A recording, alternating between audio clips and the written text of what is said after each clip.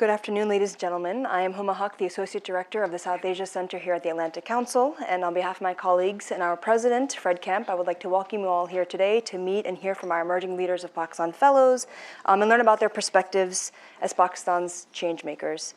I would also like to welcome our audience online, as this event is being live streamed as well. If there's one thing that Pakistan has in abundance, it's a young population. Nearly 2/3 of that population is under the age of 30. And so launched 2 years ago, the Emerging Leaders of Pakistan Fellowship Program takes an over-the-horizon approach to empowering this next generation of leaders and identifying Pakistan's most talented young civil society leaders, recognizing the important role that an engaged and active civil society plays in the stability and growth of a country.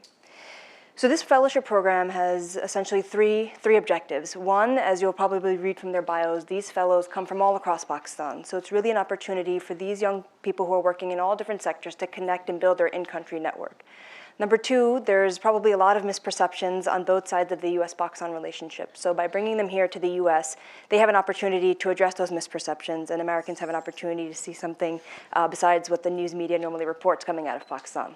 And the third is, over the course of the 3-week visit, they meet with high-level officials from the White House, from the State Department, from the Pentagon, from media, civil society, philanthropic organizations, and the private sector. And so through these meetings, they get to share their vision for Pakistan. They get to hopefully glean some new ideas and take away some lessons and build out their network and take it back to Pakistan with them so that they can further their work and take it to the next level. So this year's contingent of 15 dynamic civil society leaders who were selected through a highly competitive process embody Pakistan's ethnic, religious, and geographic diversity. They're educators, they're entrepreneurs, they're journalists, they're social activists, they're community organizers who are working to solve some of Pakistan's most pressing problems and challenges. They are committed to their communities and country and represent a broad cross-section of Pakistani society. For all of them, this represents their first visit to the US. And the trip here is merely a catalyst for a longer-term engagement, not only with one another, but also with the Atlantic Council. And so once they return to Pakistan, we have a virtual forum that we also use to keep the fellows connected and continue to connect and build out their networks, but we also do on-the-ground activities and events once they are back in Pakistan. So this year, the group landed about a week and a half ago in New York City. They had a really hectic and busy week there, had some great meetings, and then they came down to Washington, D.C. over the weekend.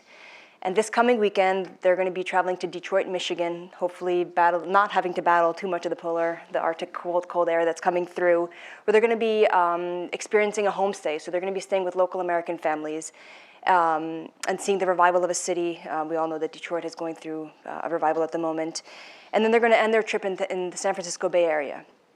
So as you'll hear today and read from their bios, they are truly vested in their country and their communities, and are coming up with innovative ideas on how to address its challenges.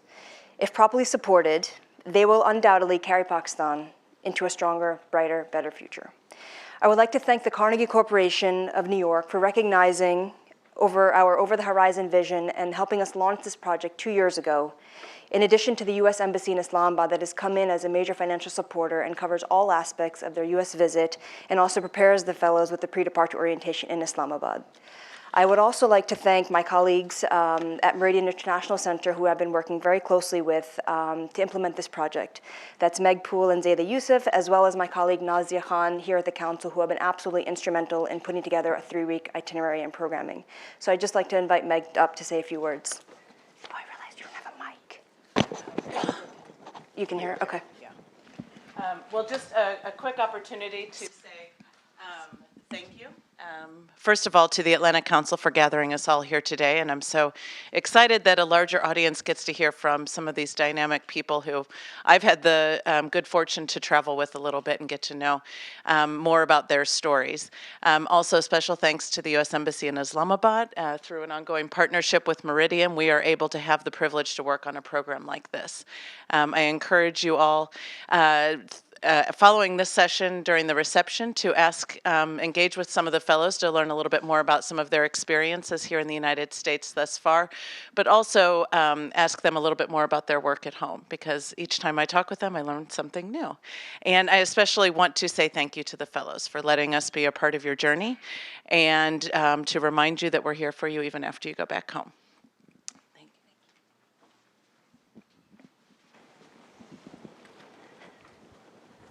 So I would now like to introduce the fellows who are sitting on stage with me, but keeping in mind that the remainder of the fellows are here in the first two rows, and they will also be part of the conversation a little bit later in the program.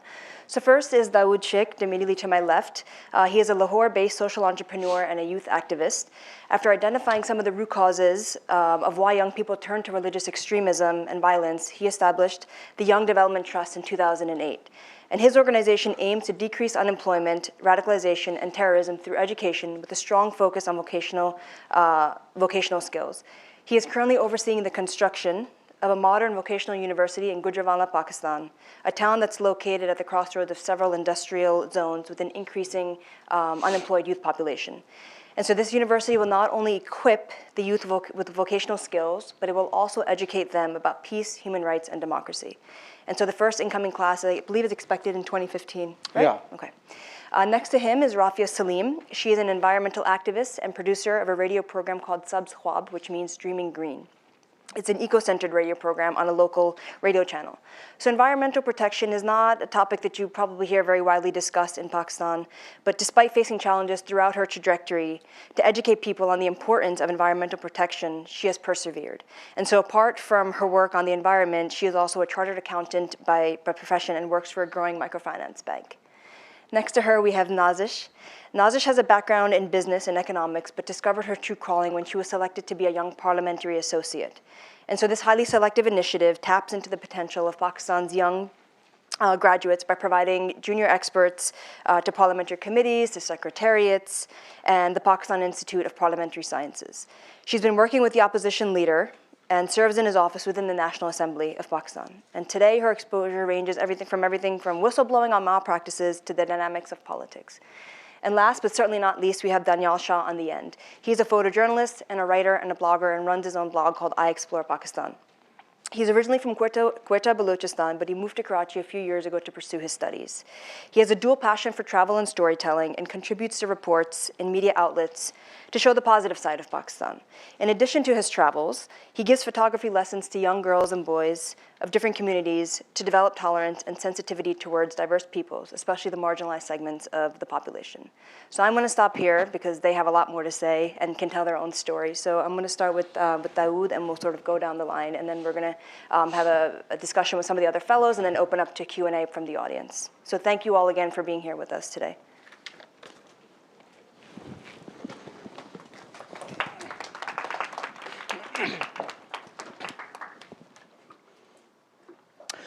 First of all, I am really thankful to South Atlantic Council for giving us, all of the fellow members, this opportunity to share about our work, and also thankful to all of the audience who came over here.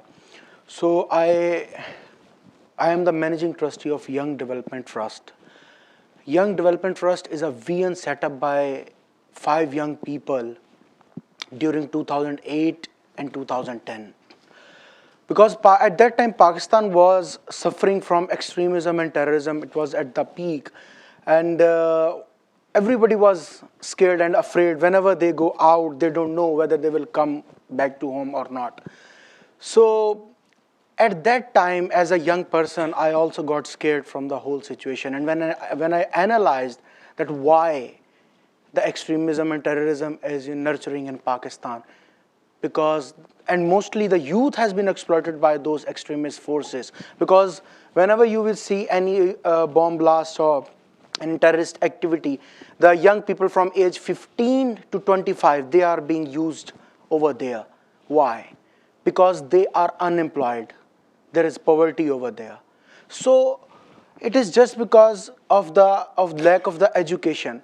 So at that time, we decided that we will establish a modern vocational university. Yes, there are other vocational universities in Pakistan also,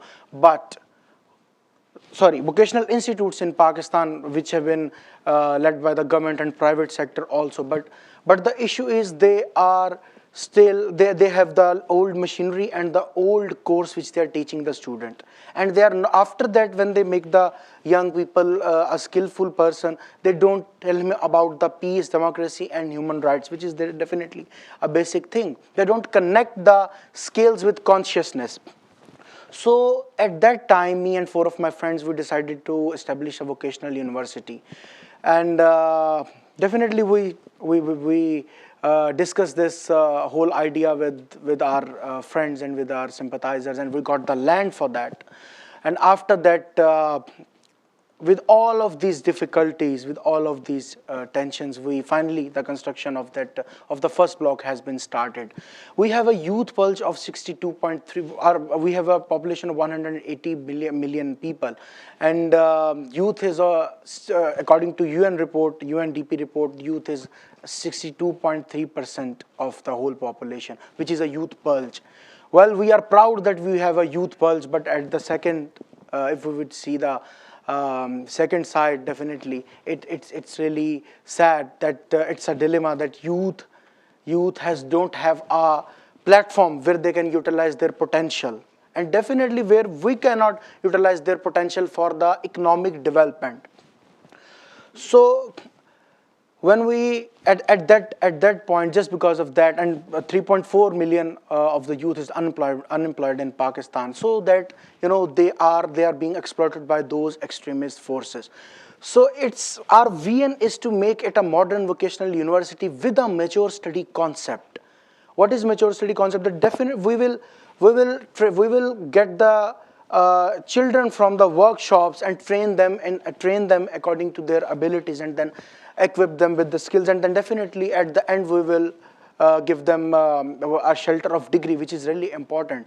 So this was our vision, which we are heading towards, and which we are going on. And when a young person would be skillful, he would get a good job.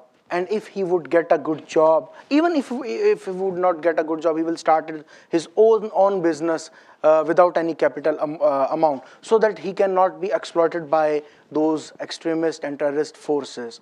So this was the main vision and of this trust, Young Development Trust, and we established it in 2010 when we got the land from a local a politician. It was a private donated land.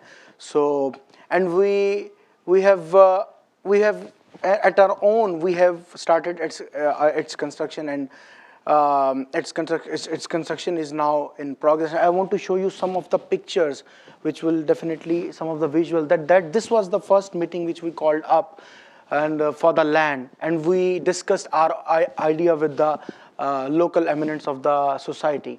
And this was the ribbon cutting ceremony of the university. And yeah, this is the construction which is going on over there. And finally, it's up to the ground level now. It's up to the ground level now. And this is what we are doing, and what we are, so that we are over here.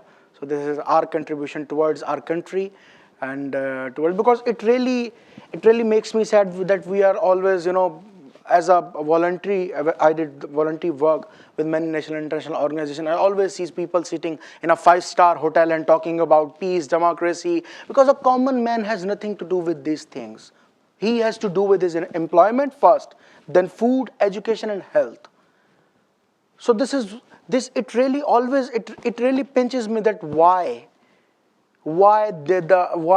they are investing so much in these sort of activities, but not why on the basic issues. I don't know. We don't have the resources, but we have a will and we have a vision to complete this modern vocational university. And at first batch, we are expecting to train 500 to 700 young people, and we will train them according to the demand of local industry. We will produce demand driven students. Even if they would go out from whenever they will out from the university, they will get the jobs. So we will interlink them with the national and international market. So this is what we are doing, and what's for you. Rafia. Thank you, Huma. Bismillahirrahmanirrahim. My name is Rafia Saneem, and I belong to Southern Punjab, Pakistan. I am a writer, I'm a poetess, researcher, and environmental activist. I started raising my voice against environmental degradation by contributing to a local English daily, Dawn. In the year 2002, I presented my first research paper in water and youth in Second South Asian Water Forum and was declared the youngest paper presenter ever. I was the first one to highlight the problem of polluted drinking water tanks in the local educational institutions of Multan. Two of such schools' water samples, when got tested from public laboratory, were declared unfit for human consumption. Attraction of authorities to this problem, along with regular press coverage, resulted in a number of directives from the quarters concerned, which helped improve situation a lot. During this time, I felt that the root cause of a number of environmental problems was the fact that a number of people were simply not aware of environmental degradation and its repercussions on the community. I came up with the idea of writing an environmental booklet for children called ABC of Environment. That booklet was initially published under a limited self-funding, but that later managed to win quite many laurels from prestigious platforms, including National Book Foundation Pakistan, and the booklet was later reprinted by Ministry of Environment Pakistan under its aegis. During that time, I also authored another research paper called Environmental Education, and that research paper was a poster presented in first International Environmentally Sustainable Development Conference in Abbottabad, Pakistan. In the year 2007, I contested the issue of garbage dumping ground near a local girls' high school in Multan, Punjab. I basically contested that issue in the local high court in person, and the appeal resulted in orders from the court for the placement of hygienically fit containers on the spot, along with provision of better sanitary conditions. In the year 2011, I got a grant from WWF Pakistan chapter for producing an eco-centered radio program called Subskhab. The program focused on fostering positive environmental actions and environmental consciousness amongst the masses. After the grant funding was over, the program continued on self-funding and is still being broadcast on a local radio channel in Pakistan. Over the last so many years, I've been granted a number of awards and I've been appreciated on a number of platforms for the work that I do for environment. In addition to that, I currently write a blog for UNICEF's website, Voices of Youth, on different environmental and social issues. I work for environment because this is the cause which is very close to my heart. I love nature, and I wish to make my country a cleaner and greener place for the future generations to live in. That's it. Thank you. You need the clicker. Can you pass this to her? Assalamu alaikum and good evening, everyone. My name is Nazish Tarek, and I work as a Young Parliamentary Associate in the National Assembly of Pakistan. First of all, I would like to thank the organizers for giving me this opportunity to speak on behalf of my group and to speak to this part of the world. Before I talk about myself, I would like to talk about Pakistan, because this is not the Pakistan we grew up with. After the things went awry, we had to think. There was a paradigm shift in the youth. So that also caused me to think and then prioritize, and that's the reason I made a career shift, and I wanted to give something to society. So being a business student, instead of going to the marketing agencies and to the corporate world, I decided to do something for the people of Pakistan. My intentions got materialized when I was selected as a Young Parliamentary Associate in a program. It was a European Union funded program to support research culture in Pakistan, especially in the parliament, in committees, and in political offices, because research in Pakistan is not that developed and it's not that rampant prevalent. So we worked there, we went there, we were the first cohort there. Initially, things were not as smooth as we thought they would be, because we were the first cohort and we were the outsiders, so we had to face a lot of resistance, a lot of criticism, and there was a time when we thought that the program was in jeopardy.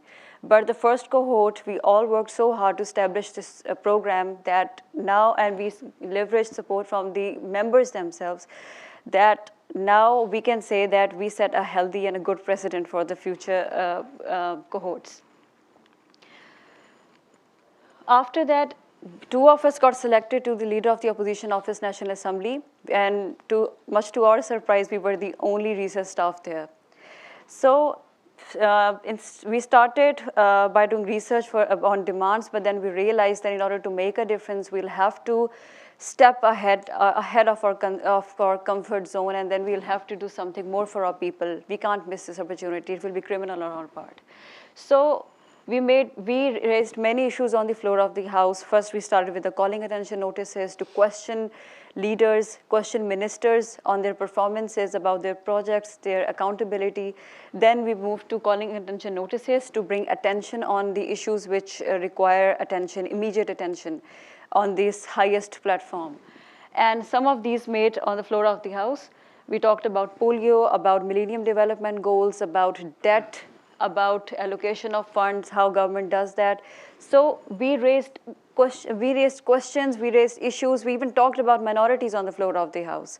And I'm quite happy that members with me were very supportive. We initiated discussions on privatization policy of Pakistan, then we went ahead further and we contributed in the budget of Pakistan, then the cut motions. So things just started opening for us. But still, I think that this is not the end of my journey because I have to do lots of work. For example, working with the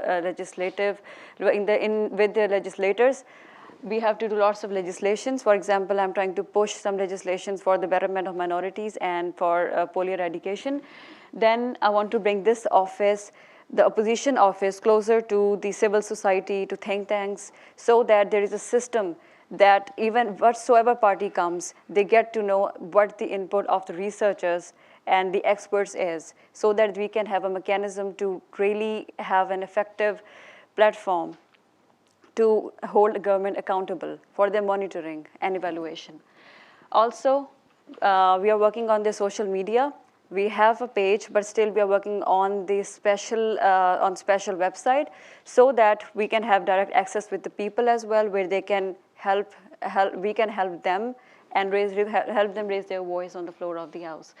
So when I look back, I feel humbled that I was given a chance to raise issues that matter in the Parliament, to support Parliament and people of Pakistan, to represent them, and I hope to make a difference. This is just the beginning. Thank you.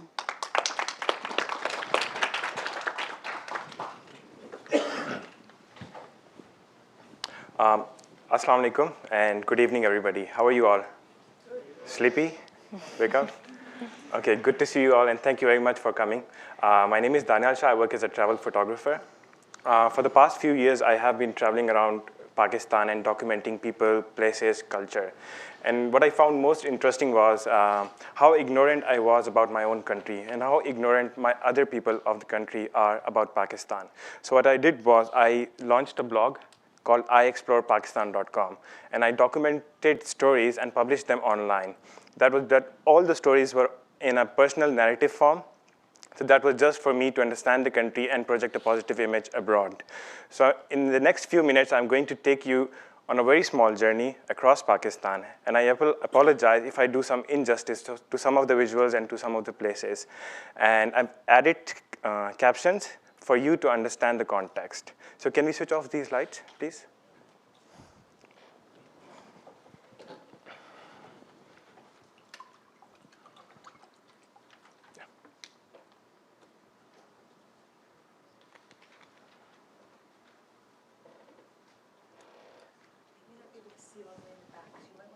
Caption. Mm-hmm. Yeah. Can you read the caption? Yeah. A shepherd takes his herd of goats to a shelter during rain in Astor Valley, Gilgit-Baltistan. That's in the north. A fisherman at Mubarak village near Karachi is fishing for his family's breakfast. That's their daily life. A shepherd from Baltistan carrying a baby goat from his herd.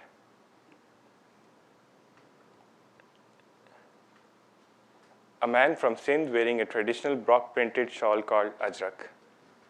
It takes almost 1 month to make one ajrak. Student at the Sketch Club of Hazara community shows her painting depicting the need of peace during Hazara genocide in the country.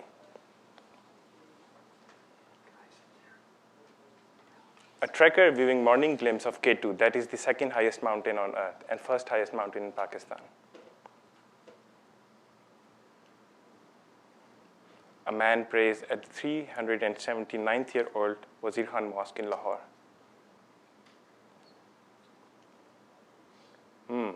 Mamtu, dumplings, my favorite food. A Central Asian delicacy widely eaten in north and western part of Pakistan, also in Afghanistan and Tajikistan. the new realities of life of villagers in Hunza Valley who lost their homes and lands to a natural lake following 2010 landslide.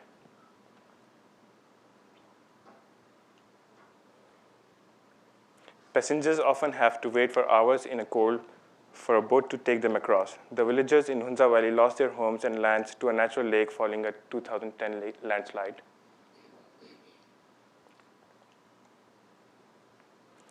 Due to lack of hanging bridges, push carts are used on a daily basis by people living on the other side of water streams in Gilgit-Baltistan.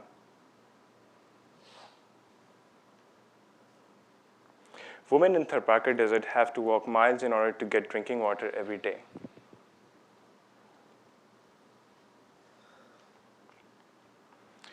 The indigenous Kalasha community celebrates Spring Festival by dancing in groups. Their population is not more than 3,000 and has been decreasing due to faith conversion. A woman in Tharparkar Desert makes food for her family. The communities live without basic necessities of life like electricity and water.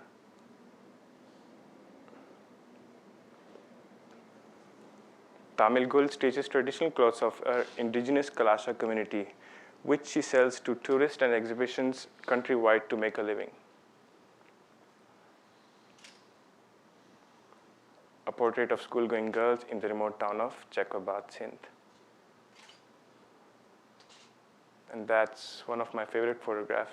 Girls playing joyously at a government school in Oshandas, Gilgit-Baltistan. No more photographs. So I need the slideshow. Yeah. So I documented diversity, I documented resilience, I documented compassion. And what I do is I blog them online, and I also give them to the local as well as international publications to spread the word out. In my free time, I also teach photography to underprivileged children as well as university-going students. And what I want to do is to help them use camera as a skill to develop tolerance in them as well as tell their own stories. So that's what I do in my free time. That's a short selfie taken last month with the underprivileged school-going kids in Karachi. So for up till now, I have trained almost 200 or something plus students all over Pakistan. And my upcoming project is called PakistanTales.com. It's a better formal version of iExplorePakistan.com. So I'm documenting one story at a time in order to promote diversity and pluralism in the country. So because I want to see Pakistan more progressive. Thank you very much. So this is just a glimpse of some of the diverse fellows that we have here, but I also want to hear from some of the other fellows who are sitting in the audience. I'm going to throw out a couple of questions to them, and then we'll have an interactive discussion with our guests here today. So I wanted to know is, as we've said earlier, the young population comprises almost 60% of Pakistan. What do you see as some of the challenges in trying to take the work that you're currently doing ahead and taking it to the next level? So, and I would just ask that you introduce yourself, where you're from, and your work. And if you want to stand up, maybe. Hello, everyone. I hope everyone can see me. Yeah. Okay, my name is Hassan Raza. I'm from the capital, Islamabad, and I'm a social justice and human rights activist. I'm working to promote awareness about issues like some serious issues in Pakistan that are going on at the moment, like the Shia genocide, Hazara genocide, the discrimination against minorities that has been taking on even state-based level. So as far as about what you asked, that what kind of challenges you face, I would say talking about these issues, it is one of the most toughest thing to do in a country like Pakistan, which is a polarized society.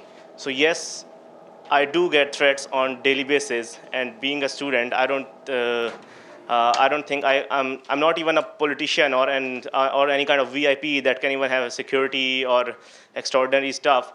But so deal with them is something. All I can say is that I just continue doing my work, and the challenges that I face is these security-related issues. But then again, even my parents, being my parents, they care about me. So there are times they tell me not to do the stuff, as in a country like Pakistan, it is quite dangerous. But then again, I think I feel that it is our responsibility. It is the youth of Pakistan, as Huma said, that 60% of the Pakistanis are youth. And it is our responsibility that we are going to make the change, because being a Pakistani, not anyone else is going to come from outside and help us. So these are the issues that are taking place in our country, and I believe no one else can do that. So yes, I do get some threats, which I take as some serious challenges in Pakistan. And I have, in a country like Pakistan, when several people have lost their lives on working on a similar cause, like we have the example of Salman Taseer, Shehbaz Bhatti, Mr. Rashid Rahman, my journalist friend Azhar Rumi, he was attacked because of his of being so vocal against the militants and the extremist organizations. So yes, these are some real challenges. But as I said, we just cannot afford to back down, or we just cannot afford to surrender in front of these extremist elements, because this is our country. We are going to take it. As Nadia said, the Pakistan we are witnessing today, it was never this way. My parents tell me about the Pakistan, the progressive Pakistan they witnessed in the past, where we had an Ahmadi foreign minister, we had Christian chief justice, where the president of all India Muslim League was an Aga Khan Jinnah himself came from a Shia community. So that was never the Pakistan that we were. So this is just my efforts to reclaim my country, the country of Pakistan in which my parents lived. Thank you. Would anybody else like to address? Davar? Hello, guys. I'm Davar. I'm a business graduate, and I work with education in the area of education. I try to leverage business expertise for non-governmental organizations to increase efficiency and effectiveness in the works that different organizations are doing on ground. One of the key challenges that we face, and I face almost every day when I go out to work and work with different NGOs, is the amount of seriousness that a lot of people, especially the bureaucracy, gives to visions of a better Pakistan. We have unfortunately become a nation that is complacent, and the bureaucracy is certainly very complacent. We look at things how they are, and we rarely ever stop and question as a nation on how things should be and what we can do to get there. And it's very difficult to dream in a country like Pakistan. And this is something I can tell I came here, I came at a very low point, because I had been experiencing a lot of trouble getting ideas across. You go to people, you try and sell a dream. I'm sure when you saw Dawood's work on establishing a vocational training institute ground up, I'm sure he will be the best person to explain how much difficulty he had. There are very few people who can afford to dream in Pakistan.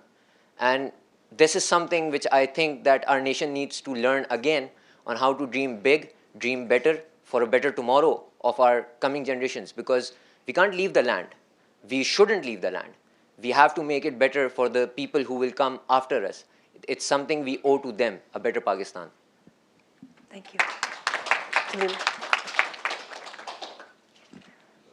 My name is Jalila Aidar. I think I am visible, though I'm using a high heel. First time in my life. So okay, it's okay.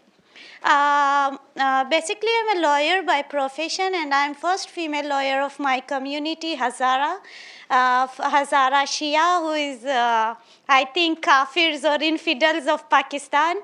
And I'm a human rights defender just currently I got engaged myself with the Baloch missing persons issue and Hazara genocide. I think being a woman and being a minority woman, it was not difficult for me to choose the profession as a lawyer. And in fact, standing on the roads and sometimes sitting in the hunger strikes of the missing person and the long strikes of the women of Hazaras and claiming for the rights, equal justice, fair trial and rule of law in a state where nobody guarantees your life. Apart from that, I personally witnessed 2 suicide attacks. One backside of my court that injured my right eye, but still I feel that I'm the lucky one who survived, and a friend of mine lost her precious life because she died just a month before her wedding, and that was She was a Baloch girl, by the way, not a Hazara girl. But these acts these acts teaches you to move ahead, not to go back. I don't know why people leave Pakistan, why we give space to the terrorists, the mindsets that every educated our generation, they dream to come to America and settle down to West. No, I don't want to leave Balochistan. Even they kill me, even they destroy my home. No, we are not going to give space to them. Who is the reason of the defamation of my religion, Islam? Who are the cause of the defamation of my country? Because most of the Pakistani people, they are not with the terrorists. They are not supporting terrorists. And it was a big achievement that we met Baloch youth for the first time. We made them understand that no, don't kill Punjabis. The labor class of Punjabis and elites are different. They are not policy makers. And that was the first time that Dr. Allah Nazar, the insurgent, the master of the insurgency, condemned the killing of the Punjabi laborers in Balochistan. And it was a big achievement. And I think that, I don't know why I get so sentimental. Though being a leader, one should not cry. But sometimes I feel that we should cry. It's good for health. So, apart from that, I come here not to ask United States of America for helping us. I want to ask my Pakistani community, human rights activists, that yes, I like your passion when you are sitting here and talking about Pakistan. And I want my Pakistani youth, come back, let's go and rebuild that Pakistan. Because if we leave, they enter. If we go back, we will not give them space. So I hope that we can do something big, and our 60% of population. I lost my 5 uncles, including their sons. But I know that a woman can do. And we made it. And instead that our youth take guns and weapons and retaliate and start a civil war in Balochistan. We made a historical sitting for 5 days with our 100 dead bodies. And we were calling human rights activists, human-loving people that, yes, please come and join us. We are part of you. Yes, we are infidel. You are infidel. Those who talk for the justice, equality, right, they are infidel. And let's be a group of infidels and let's start a new life for the people of our society. I think that being Pakistani, I'm proud Pakistani. Let's not forget our missing Balochs. Yes, they are suffering. Let's claim, let's call against our state agencies that don't do this with our civilians. They are part of us. If they are insurgents, bring them in your mainstream politics. They'll come, they'll be part of you. I think, thank you. Thank you. Can you pass the mic over there? No. Hello everyone, I'm Ifra Faiz from Peshawar. And the challenges that I faced was that the existing cultural norms in my province of Khyber Pakhtunkhwa, I wanted to challenge those, and I wanted to show the world that women in Khyber Pakhtunkhwa province can do anything, or put it this way, women in Pakistan can do anything. For that, I wanted to be a role model for women all over Pakistan. So I joined Air Force, Pakistan Air Force, and I've served there for 3 years. I've flown jet aircrafts, and I've also done paratrooping, becoming the first paratrooper from GDP branch of Pakistan. And I've served in Pakistan Air Force for 3 years, and then I joined the social sector.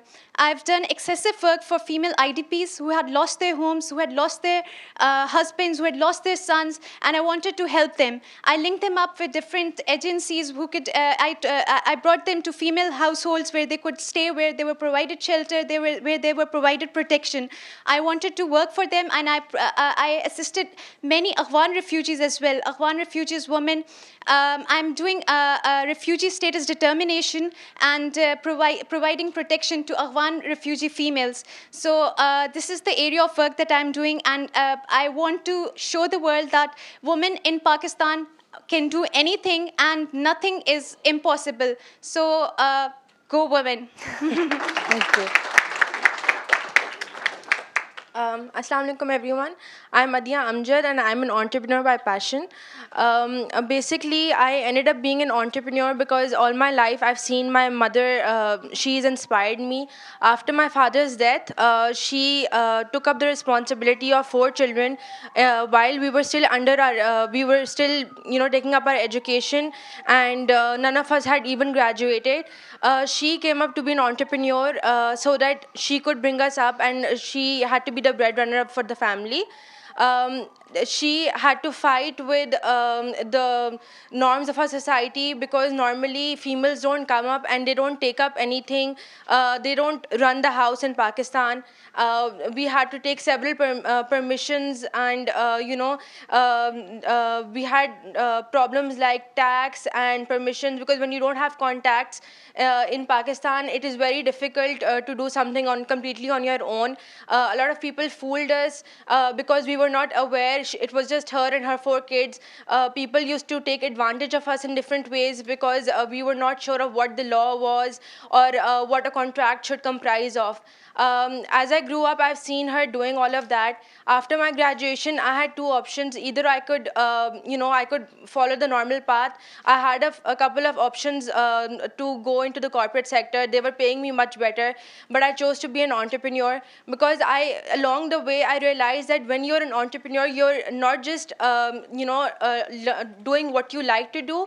You're also creating jobs in the society. And once I ended up making up a bakery, I realized that in my own little capacity, I had created 12 jobs, and those 12 people who were working in my bakery were running their house from that.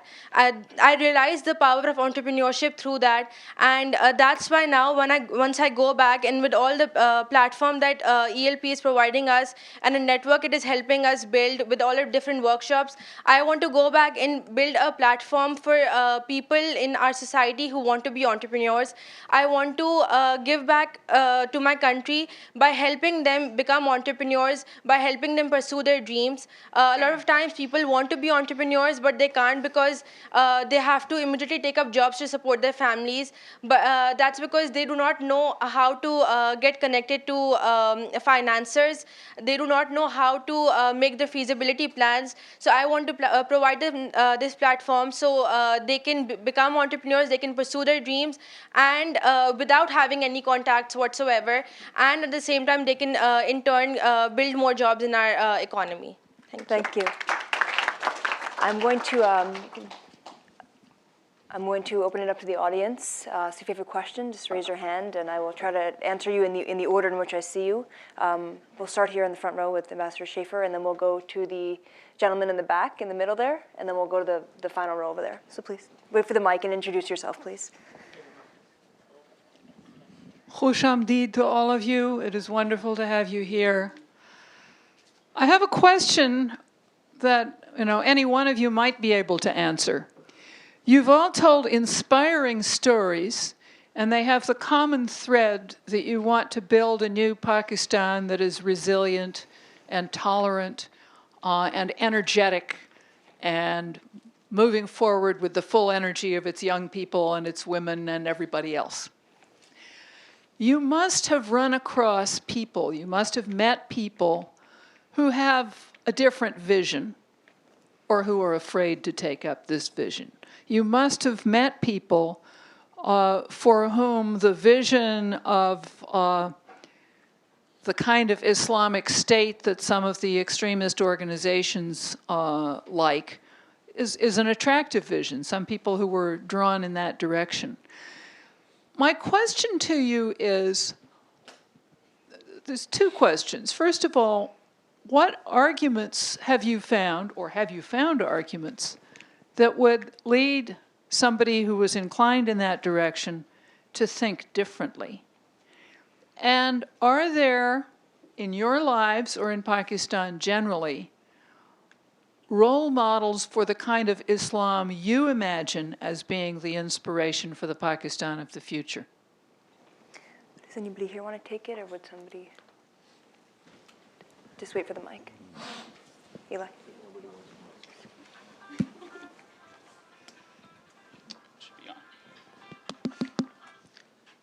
thank you for the question. It's I have personally faced these questions, and starting from the end, there are a number of, you see, Islam is not, you cannot paint it with a single brush, unfortunately. Fortunately, we have a whole spectrum of people from different socioeconomic classes, and the clerics themselves belong in different socioeconomic classes, and a whole spectrum of clerics. So when we talk about Islam, and when we talk about people who are drawn to a certain ideology of Islam, there's a whole spectrum of clerics who will give you different interpretations from the Quran and from the Hadith and from the religious scriptures. Fortunately or unfortunately, there is also a spectrum when it comes to the interpretation of history, of Islamic history. The argument, now going back a step further, the argument that we usually end up getting from people who have a very hard-lined approach to Islam is about a very closed society in which, and it goes back 1400 years ago to the history of when Islam first came into being and the environment in which it existed.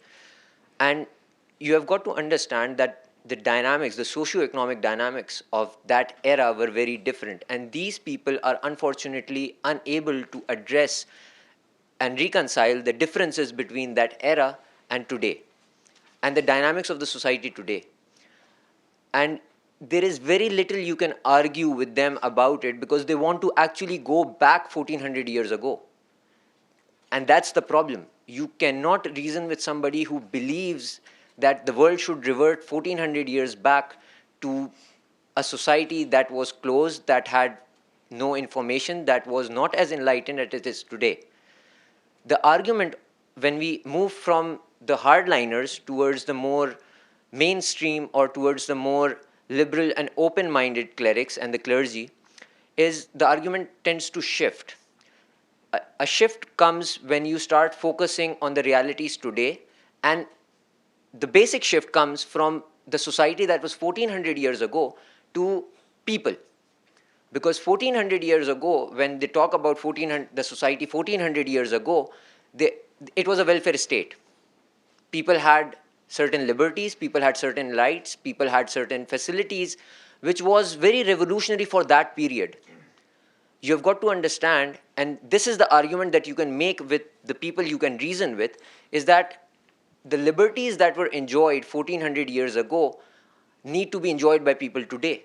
For example, education was everybody's right. When the Prophet, Holy Prophet Muhammad ﷺ mentioned that go as far as China to receive education, he wasn't asking people to go and get Islamic education in China.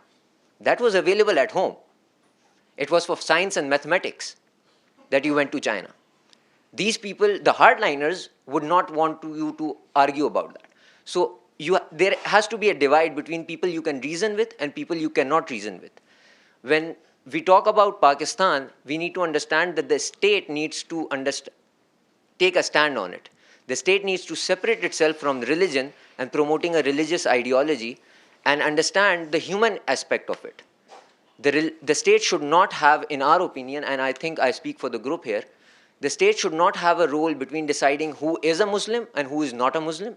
The state's responsibility is to provide services, education, healthcare, security. And these services, irrespective of which religion you belong to, we agree that these, even during the time of the great caliphs and later on during the Ottoman Empire, were provided to everybody who was there. Arts and culture flourished. In New York Metropolitan Museum, we saw a lot of art. And that is something which needs to be told, and there is a class. You can reason with certain people, you cannot reason with certain people. The state needs to be reasonable.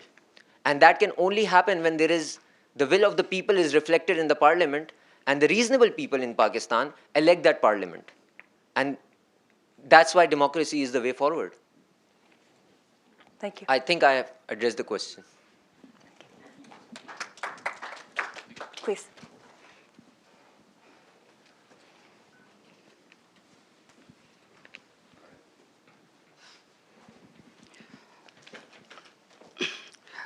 Sorry, I got a toe fracture, so I have difficulty to stand. I have a question from my Please non-Pakistani friends who are here. Please introduce yourself because we Okay. have an audience My at name home is as well. Prem Sagar. I am from Tarparkar, Pakistan. My question from non-Pakistani friends who are here. How many of you who have heard the Sindh as a land of Sufis and seculars? How many of you who heard the Khyber Pakhtunkhwa has the rooftop of the world called as a K2? Who many of you have heard Pakistan has world's most beautiful land called Lalazar?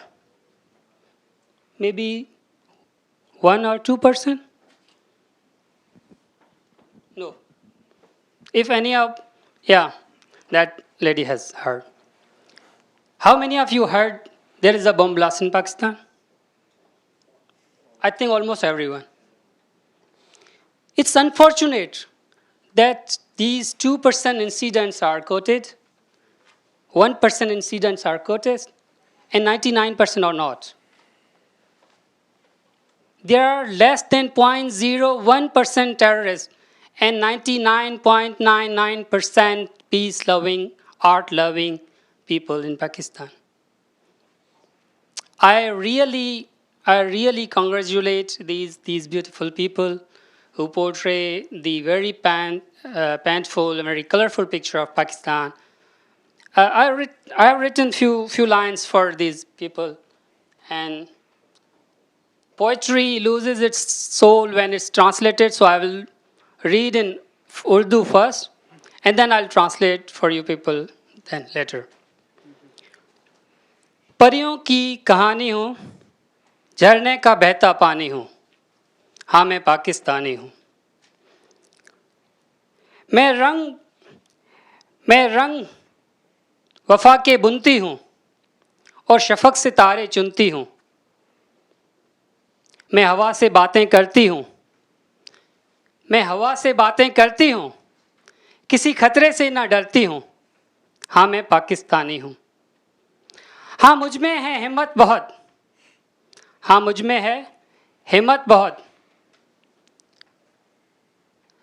और मेरे हैं, हाँ मुझ में है हिम्मत बहुत और मुझ में है ताकत बहुत. मैं किसी से भी ना डरती हूँ, मैं हर एक अच्छा काम करती हूँ. परियों की रानी हूँ, झरने से बहता पानी हूँ, हाँ मैं पाकिस्तानी हूँ. Thank you. I'm going to ask, in the interest of time, if we can save the translation for during the reception so we can get to some more questions. Sure. Thank you. Thank you very much. Thank you. And I really appreciate you all. I'm here also on the 1-year fellowship. I hope to go back to my country. I hope to make the world better, and I hope to make the Pakistan better. Thank you. To the gentleman in the back, please. This is Utsav. I have a question for Daniel.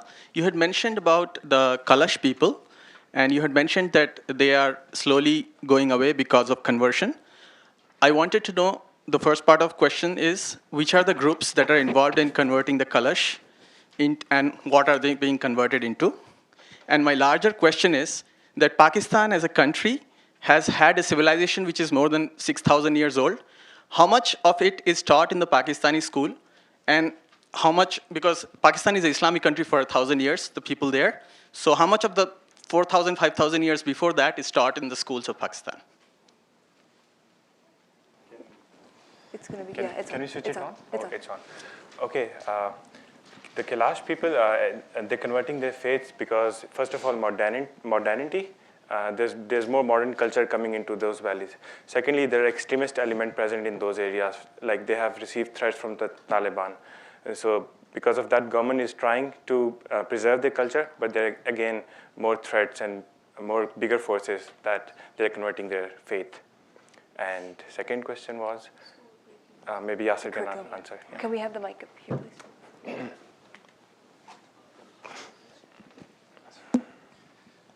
It's on. Thank you so much. I actually, being an inhabitant of Chitral Valley myself, have a bit an idea about how Kailash Valley is being treated. So I think normally one aspect of it is largely ignored across the world. That is, like everyone and like each and every community, Kailash people want to get out of that closet where they have been presented as someone, a symbol of global tourism or something. They, like us, they are going out. Now they are doctors. Now they are in the Air Force as well. Now they are in the mainstream engineering field as well. And now they are developing inroads towards politics as well. So that is one of the reasons. Secondly, there were instances where the traditional Tablighi Jamaat, which is quite active in Pakistan, developed some inroads within the Kailash community. But however, it's to be noted that within the inside the Chitral community, the local community of Chitral, both the Ismaili community and at the same time the Sunni community were instrumental in keeping them away, at least from that very Kailash community. So yes, I mean there are several reasons responsible for their conversion, be it force or be it with their consent. But again, it's their own will as well. They don't want to be seen.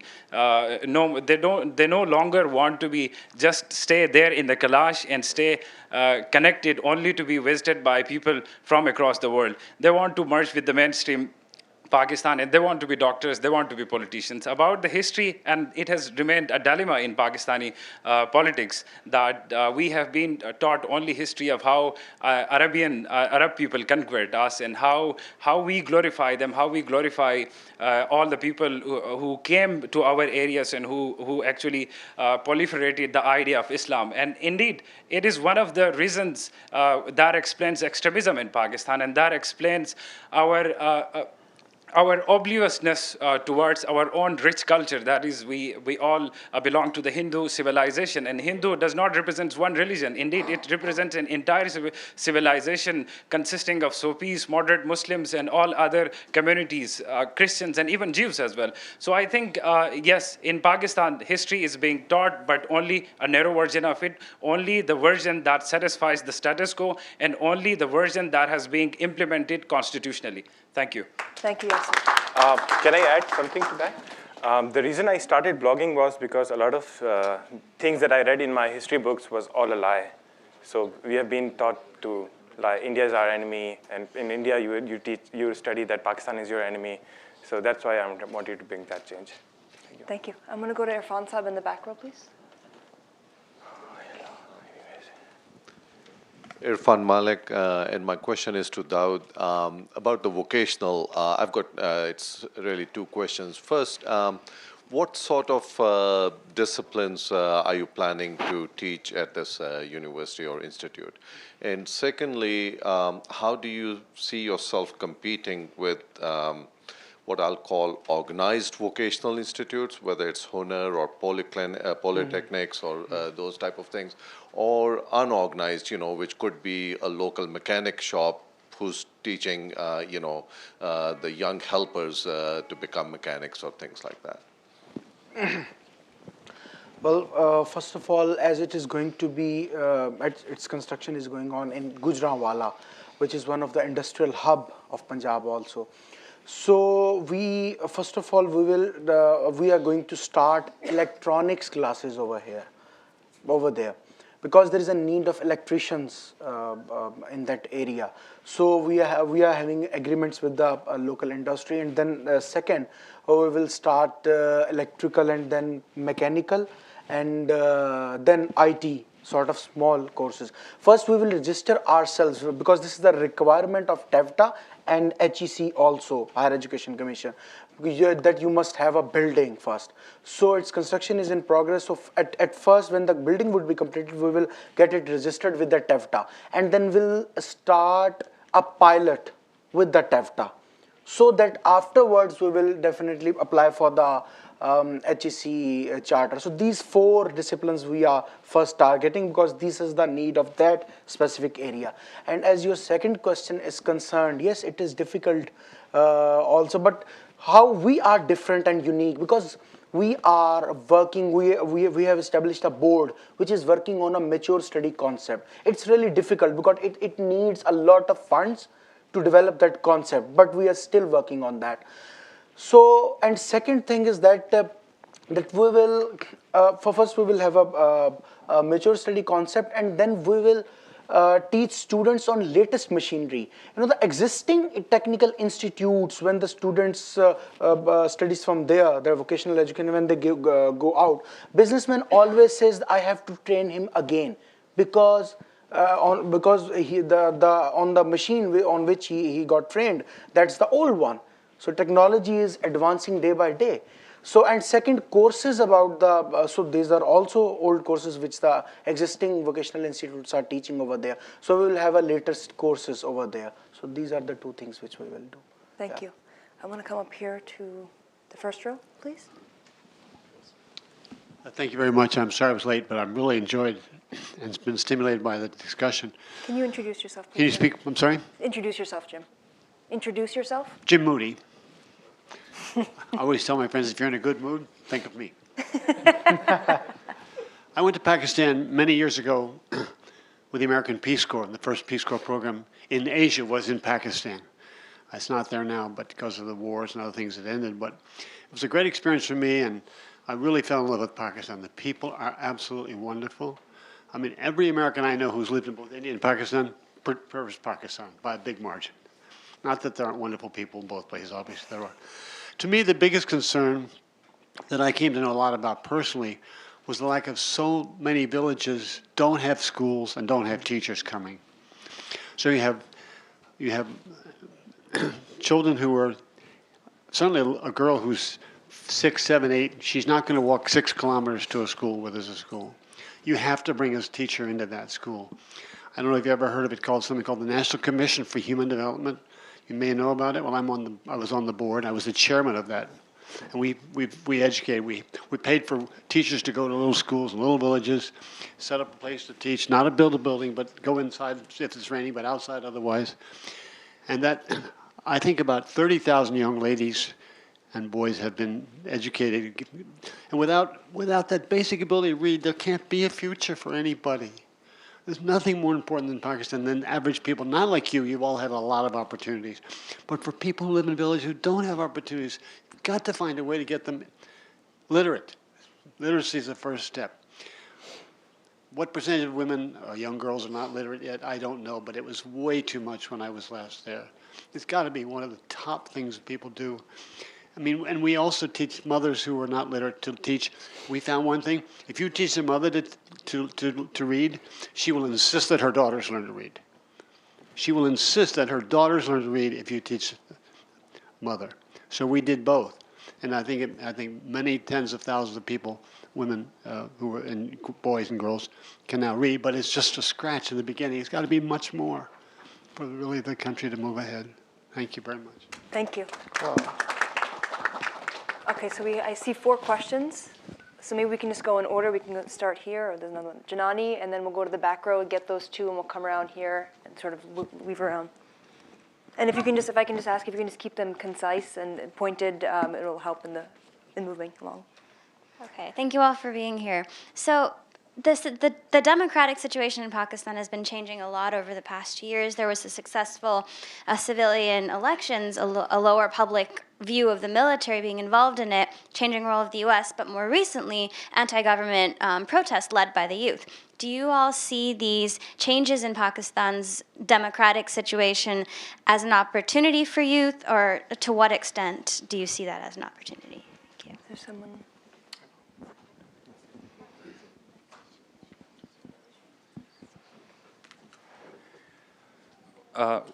Well, thank you for this question, actually. We have seen a lot of political transformation coming up after a very long time. And in fact, let me say that for the first time. Yes, we take this thing as a way forward towards democratic consolidation, where previously we were going towards democratic decay. All these protests emanating from different sources, be it social inequality or the corruption of the status quo, is actually a sign of political will, and particularly there of youth, that they are now rather resorting to the dictator's way of coming into the power. They are actually trying to hit the status quo with their street power, which is actually their political power, which the power that they would believe is the real way towards democracy in Pakistan. And added to that, there has been a lot of political transformation among the youth. We have seen that previously youth, because Pakistan's population, almost 60% of Pakistan population is consisting of youth. And from last 5 years, from last 10 years, the youth has been instrumental in being the real vote bank in the political parties of Pakistan. Let's the case of PTI, Pakistan Tehreek-e-Insaf, which has stationed dharna or a sit-in in Islamabad, is a reflection of it. We see that against all odds, despite having disagreements with that political party or with other political parties who are having some different views regarding status quo, it's actually a reflection of democratic consolidation in Pakistan, where actually youth are staging their presence outside the power corridors in order to make Pakistan a democracy in real sense. Though we understand that we are going in a phase where we need another decade or maybe even more than that to have actual democracy functioning. But the belief and this understanding that we need this system running and we need this system to flourish further is gradually inculcating among the youth of Pakistan, and we take it as an opportunity indeed. Yes, thank you. Did you want to add anything, Nazish? Do you want anything? First of all, the good thing about this is that there is a lot of political awareness and political mobilization in Pakistan due to this process. Every person on the street is now thinking about his rights and the duties of the government. So yes, there is a lot of awareness now, a lot of awareness. But the whole thing, well, constitutionally is not right, but morally it can be, politically it can be, but constitutionally not right. I work in the parliament. Thank you. We're going to go to the back over there, please.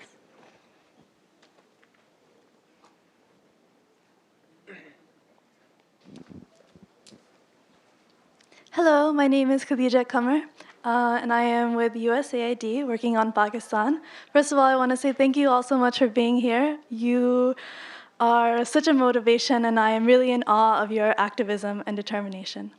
My question to you is in regards to the class divide and the perpetuation of VIP culture. We've seen a recent backlash in the culture against VIP culture, but I want to ask, what are some things that you believe that youth can do to bring this fundamental change in society to reject VIP culture in the next generation? I understand that it's probably something that would take multiple generations to do, but if this generation can take a big hit against VIP culture, I think that would solve many problems in many sectors within Pakistan. You want to take it? Sure.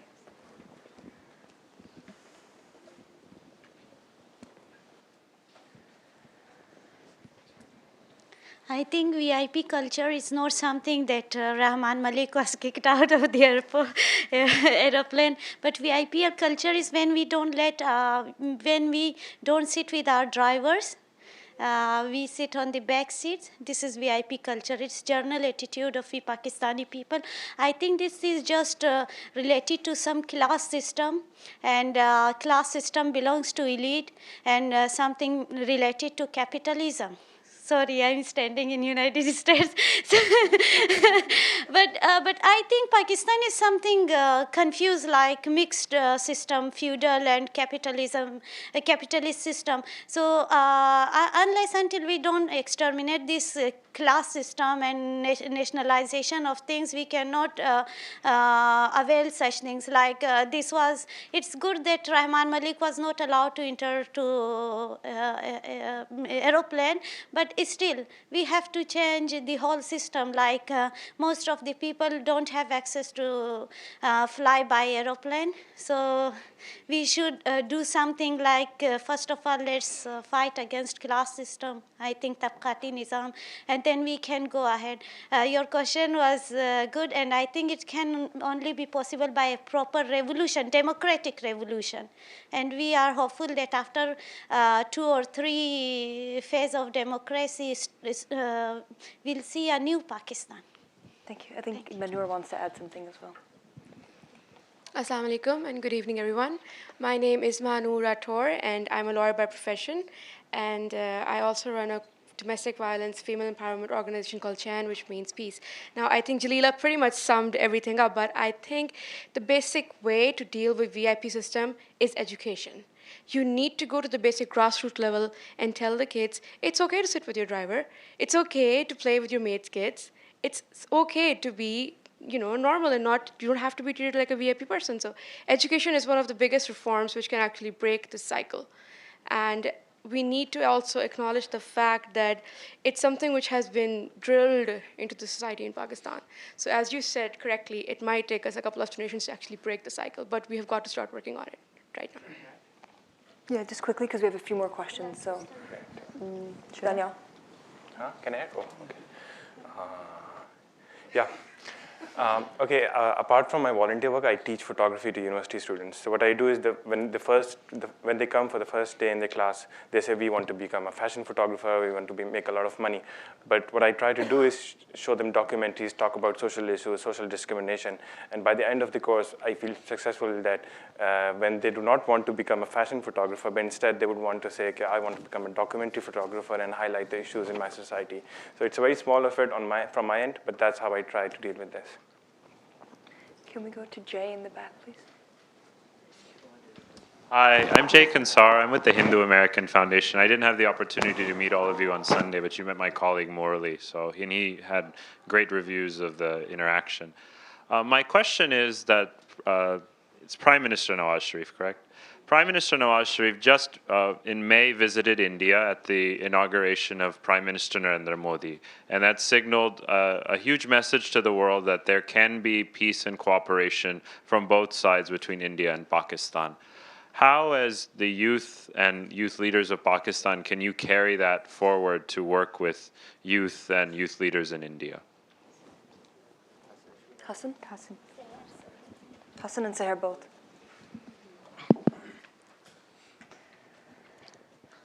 Hello. Yes, definitely. Youth. I am saying youth must play their role in the betterment of relations between the two countries.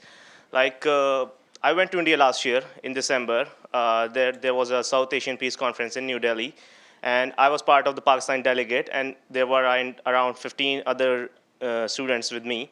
So this is what we observed there, that there's no problem between the common people of India and common people of Pakistan. As soon as I crossed the Wagah border, I entered the Indian side of Punjab, and trust me, there was no difference between the Pakistani Punjab and Indian Punjab. I literally felt as if I was in Faisalabad or Lahore. But the problem, what we realized there after talking to the people of India, was that the problem is on the higher level, between the military, between the politicians, between the government. So how can we solve that? We have now, in both countries, in fact, unlike in the past, today, the youth of both India and Pakistan have many platforms. You have social media. You can use social media to take initiatives that can promote relations between between two countries. You can engage in the dialogue. You can connect with each other on Skype. Other than that, you can organize conferences. You can have the dialogues. There are many many options that the youth of the both countries can avail to promote relations. And one more thing is that there must be some ease in the visa process between the two countries, so that more and more people can visit each other country. The Pakistanis should go to India, and Indians can come to Pakistan.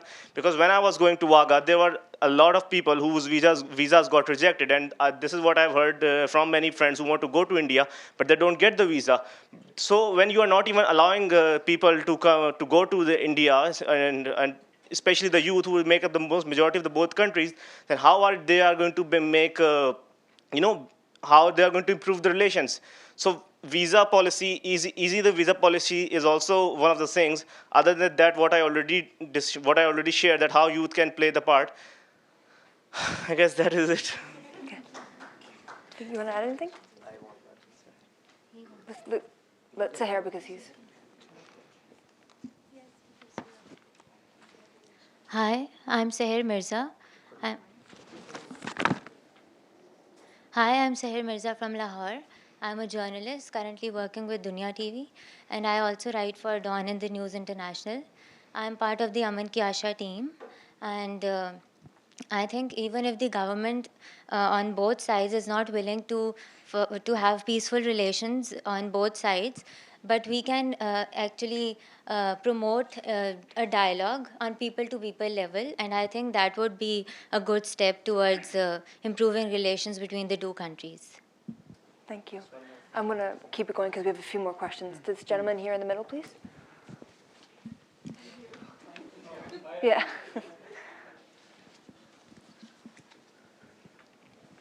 Hi, first of all, thank you for your presentations.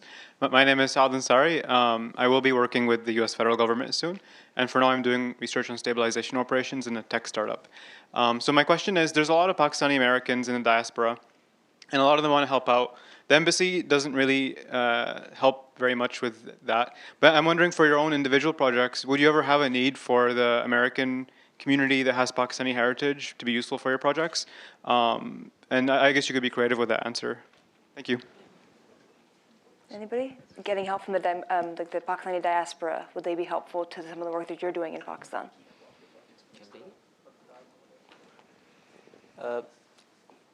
Actually, it's a great suggestion. We would love to take up the opportunity, especially from the Pakistani community, wherever they are across the world. And if from the US, so be it, all the more welcome. Because at the end of the day, you share the same heritage as we do. We are the same people spread across the 7 seas in a different continent. You see, when we look at things, it doesn't matter where it comes from as long as it comes with a good intentions and as long as it comes without the strings attached for agendas that are non-related to public welfare. You see, all of us work for the betterment of the human at the very basic grassroots level. That's the agenda. If it comes without the strings attached, I'm not sure why any of us would not welcome any help or any form of guidance, even consultation, guidance. When I came, and when I joined the group, a number of us just wanted to come to US not for any aid. We just wanted to learn about how institutions in the US operate and how we can replicate that model, because it's a successful model that's working here. It has evolved over 2 centuries and it's working. It's not perfect, but it's certainly better than the models we have back home.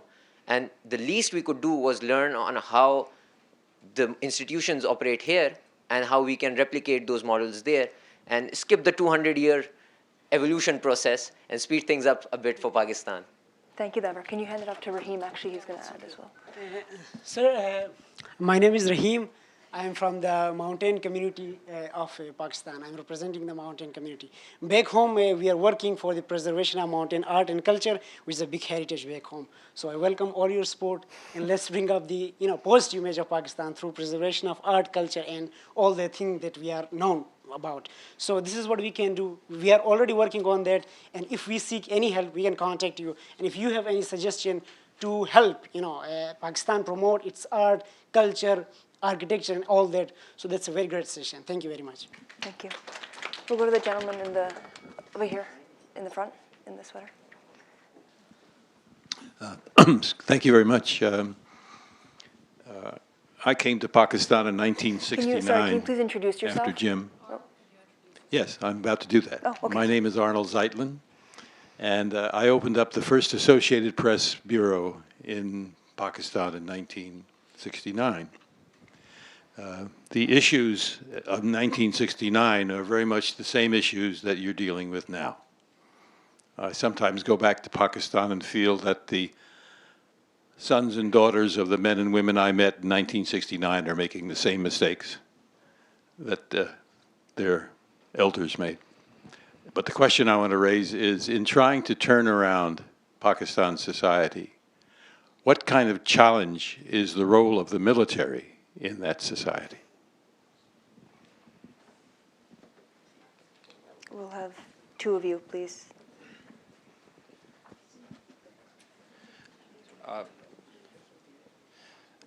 Sir, our time, since Pakistan came into being and since the first martial law was imposed, Pakistan Army has